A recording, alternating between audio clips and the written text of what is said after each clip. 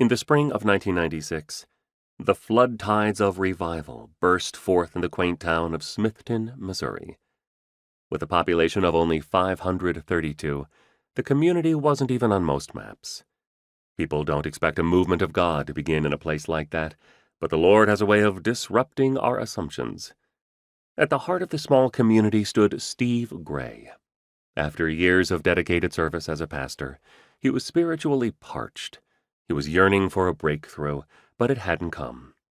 Despite the temptation to resign, his deep love for the congregation kept him from walking away.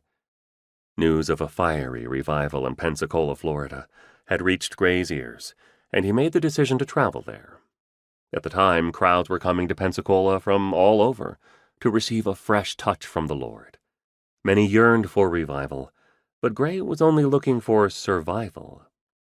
After spending 10 days in the Florida Panhandle, praying and listening to God, Gray made his way back to Missouri. He didn't feel as though anything had changed, but the Lord was working. Gray was on the edge of something marvelous.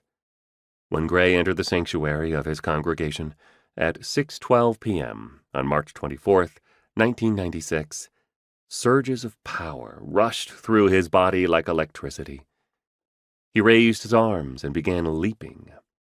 One person in attendance said, "I watched Pastor Steve go twirling into the air. A strong wave began rolling over the people from the front to the back. The heaviness lifted off Gray, and joy returned."